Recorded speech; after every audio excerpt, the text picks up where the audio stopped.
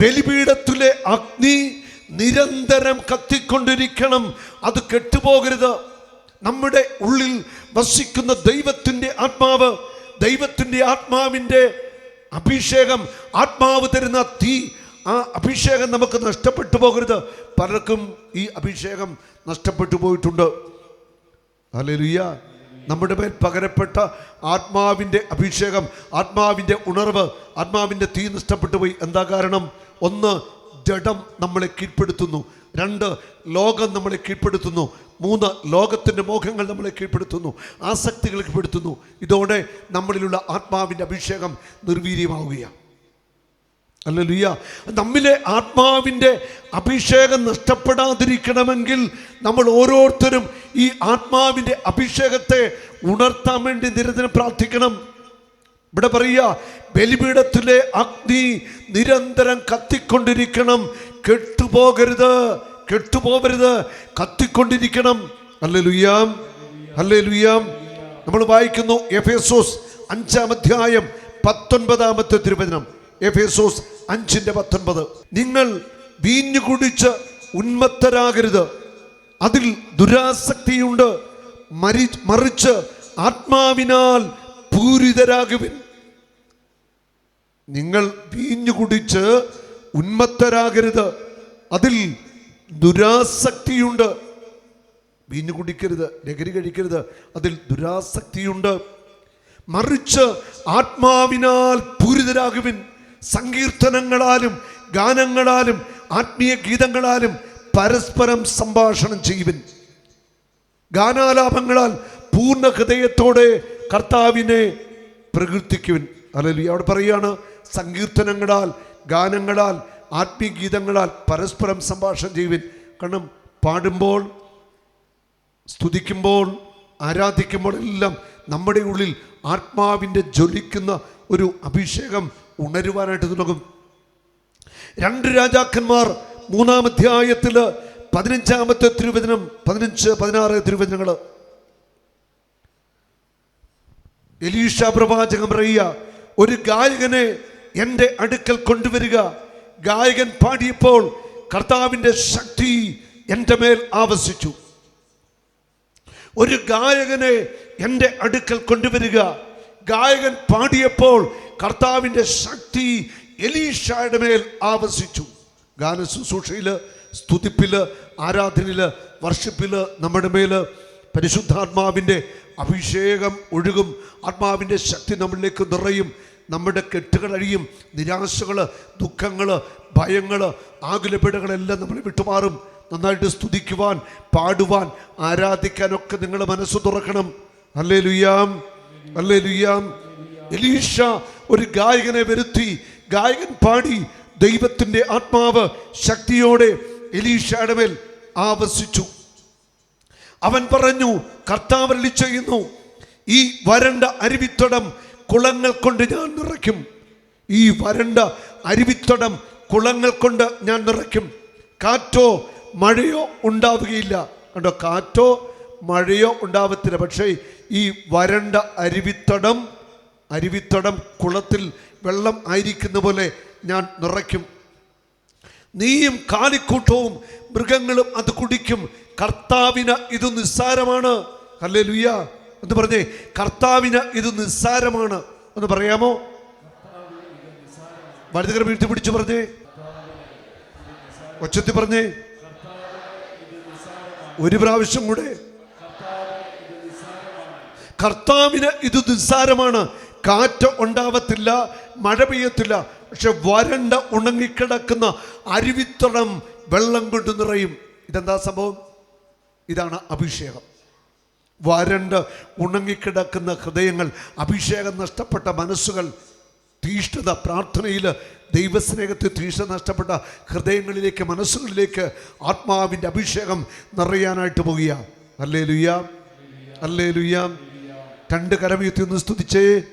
കാറ്റ് ഉണ്ടാവത്തില്ല, മഴ ഉണ്ടാവത്തില്ല, അരുവിത്തടം കുളത്തിൽ വെള്ളം നിറയുന്നത് പോലെ നിറയും.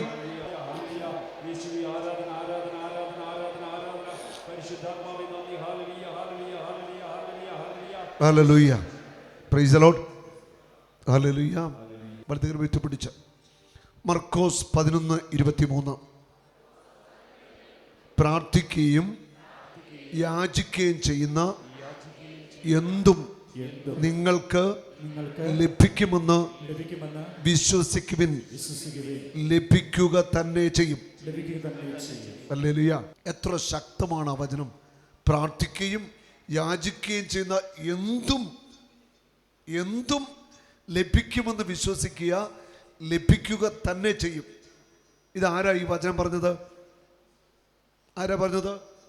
യേശുവാ പറഞ്ഞത്.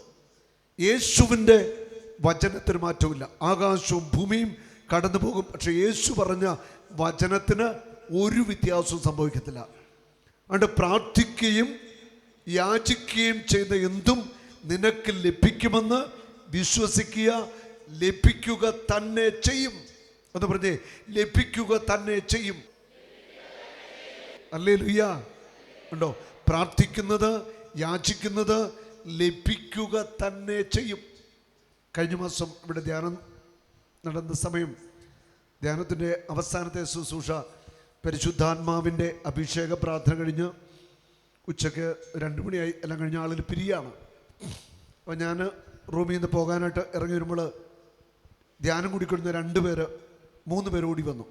ഒരു ചെറുപ്പക്കാരൻ ഓടി വന്നിട്ട് എന്നോട് പറയുകയാണ്, ബ്രദറെ, ഞാൻ വിദേശത്ത് പോകാനായിട്ടുള്ള ഒരു ശ്രമത്തിലായിരുന്നു. ജോലിയുടെ കാര്യം എനിക്ക് ഇങ്ങനെ പരിശ്രമിച്ചുകൊണ്ടിരിക്കുകയായിരുന്നു. എൻ്റെ പൈസയൊക്കെ കൊടുത്തു കിടക്കുകയായിരുന്നു. അത്ഭുതമാണ്. ഈ ധ്യാനത്തിന് വേണ്ടി എൻ്റെ നിയോഗം അത് വെച്ച് പ്രാർത്ഥിക്കുകയായിരുന്നു. ധ്യാനം കഴിഞ്ഞ് മൊബൈൽ ഫോൺ ഓൺ ചെയ്തപ്പോൾ ആദ്യത്തെ മെസ്സേജാണ്, അവൻ്റെ ജോലി ഓക്കെ ആയിരിക്കാം വിദേശത്ത്. Hallelujah, hallelujah. അത് കഴിഞ്ഞപ്പം വേറെ തിരുവനന്തപുരത്ത് നിന്നൊരു അപ്പനും മോളുടെ ഒരു ജോലിയുടെ വിഷയത്തിന് വേണ്ടി അപേക്ഷ എല്ലാം കൊടുത്ത് എല്ലാ കാര്യങ്ങളും വെച്ചിരുന്നതാണ്. ഗവൺമെൻറ് സർവീസിൽ അതിൻ്റെ ഇത് വന്നിരിക്കുന്നു. അവൾക്ക് ജോലി. 2 പേര് ധ്യാനം കഴിഞ്ഞപ്പോൾ 2 പേരും ആ വലിയ സന്തോഷം പങ്കുവച്ചിട്ടാണ് പോയത്. ഹല്ലേലൂയ. ഞാൻ പറഞ്ഞത്, ഈ ദിവസങ്ങളിൽ കർത്താവ് നിങ്ങൾക്ക് വേണ്ടി ഇടപെടും.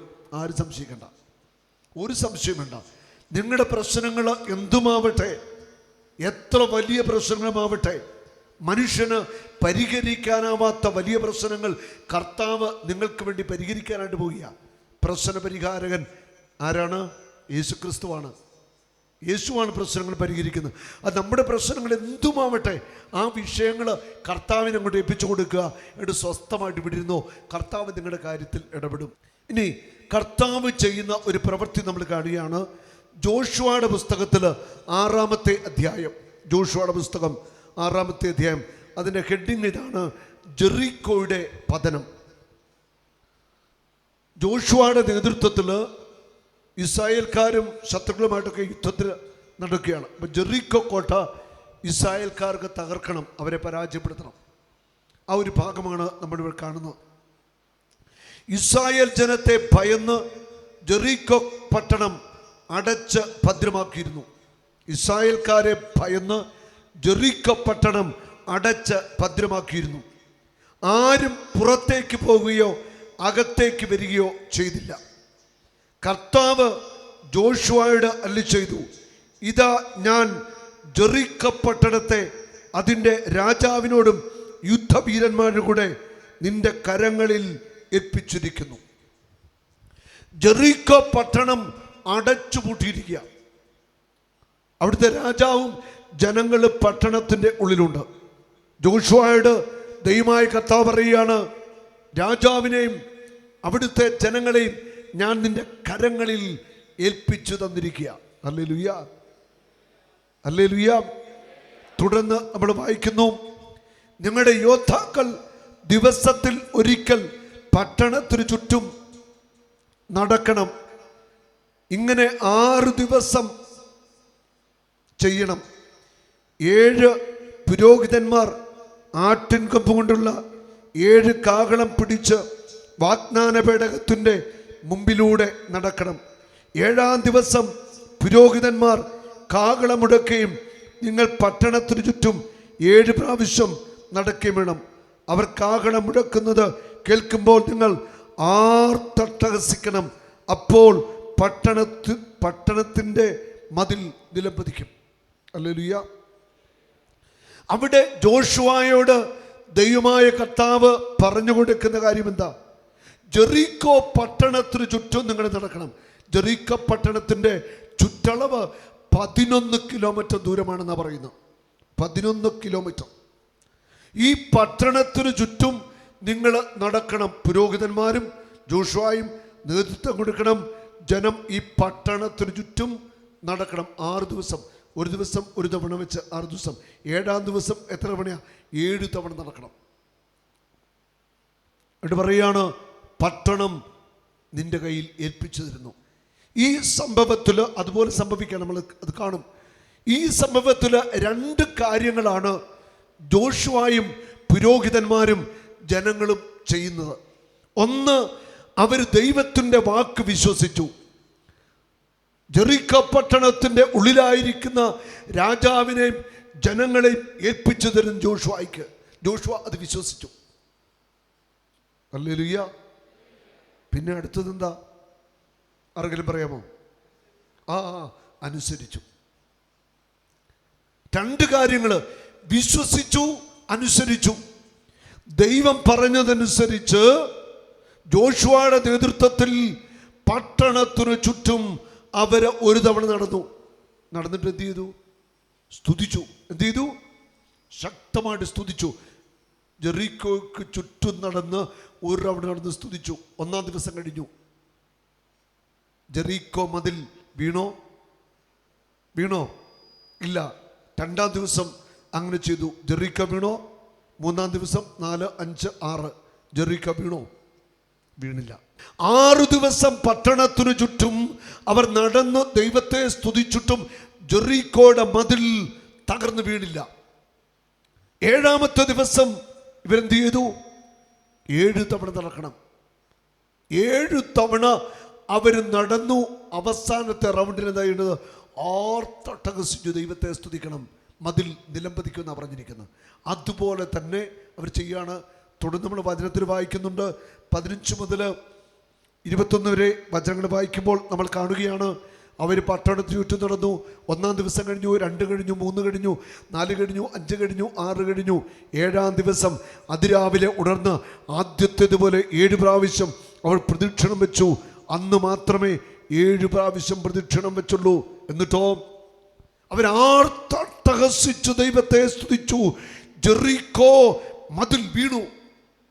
ജെറീക്കോ മതിൽ വീണു. ഇവിടെ അവർ ജെറീക്കോ മതിൽ പൊളിക്കാനായിട്ട് കമ്പിപ്പാരയോ പിക്കാസോ ആയുധങ്ങളോ വല്ലതും അവർ ഉപയോഗിച്ചോ? ഇല്ല. അവർ ഒറ്റ കാര്യമുള്ളൂ. ദൈവം പറഞ്ഞനുസരിച്ചു, ദൈവം പറഞ്ഞ് വിശ്വസിച്ചു. ദൈവം പറഞ്ഞത് അനുസരിക്കുക, ദൈവം പറയുന്നത് വിശ്വസിക്കുക.